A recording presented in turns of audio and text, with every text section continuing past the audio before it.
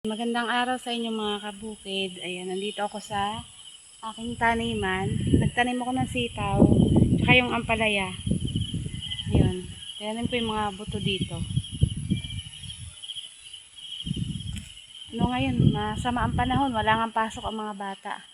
Ayun, ngayon, tumila ngayong umaga, pero kagabi sobrang lakas ng ulan.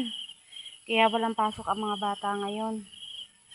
Ayan, tumila, kaya tinanim ko na yung aking mga sitaw para naman mas mabilis tumubo, gawa ng basaan lupa. Ito, nandito yung aking mga tanim na okra, sibol na. Papakita ko sa inyo kung anong itsura na.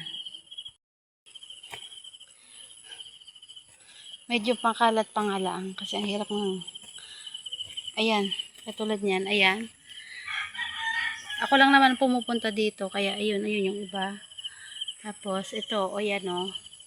Mukhang tutuloy naman sila. Marami ang itinanim ko na yan dito. At wala namang ibang pumupunta dito. Kaya okay lang. Kahit walang mga tulos. Hindi ko kasi hirap kasing. Ito yung mga napatambak nga pala na ano dito na bala ko ipatanggal talaga. Kasi ayan, hindi naman matutuyo dahil nga malakas ang ulan. Lagi ang ulan. Kaya hindi siya masisilaban.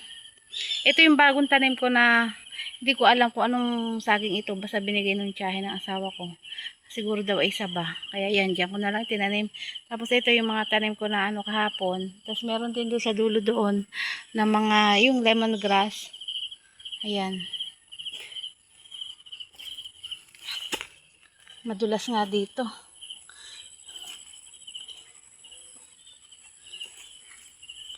Ayan, ito yung okra. Ay, okra? Talong. Ayan. Ayan ang mga talong ko. Tapos yan, may okra pa din dyan. Ayan. Hindi ko na masyadong makita yung ibang talong. Kaya hindi ako nagpupunta dyan kasi baka nga matapakan ko. Ayan. Marami yung talong na tanim ko na yan dyan. O, lalaki na lang. Hintayin ko na lumaki. Basta hindi ako nagpupunta dyan. Hindi ako dumadaan para hindi ko matapakan. Ayan. Umambo na ulit. Nagpakain lang ako ng baboy. Ayun. Pagkapakain ko. Ayan. Sumasaglit lang naman ako lagi dito. At malamok. Ang hirap dito. Hirap tigil. Maubusan ng lamok sa dami ng maubusan ng dugo sa dami ng lamok. Ayun.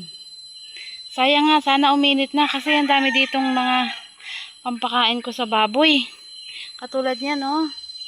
Ang dami sana kaso hindi ko maipagluto kasi nga panay ang ulan, wala akong kahoy na Ang hirap magluto. Nakakatipid sana ako sa pagkain sa baboy.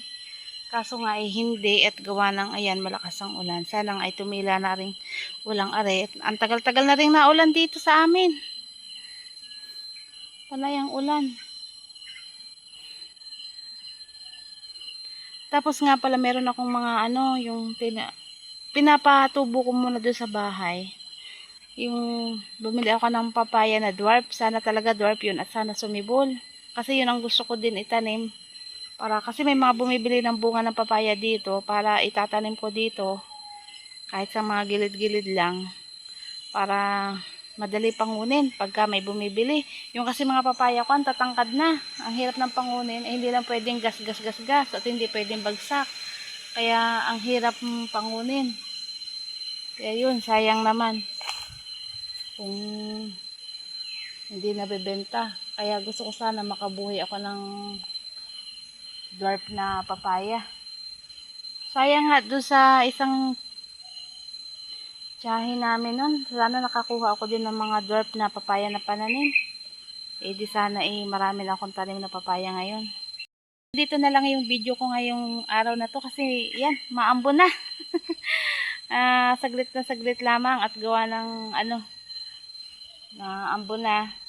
Wala talagang magawa ngayon kung hindi sa bahay dahil maambo na. Panay ang ulan. So hanggang dito na lang mga kabukid. Huwag niyo pong kalimutang mag-like, subscribe at mag-comment sa aking channel. Maraming po salamat sa inyong patuloy na suporta sa aking kabukid channel. Maraming po salamat. Bye!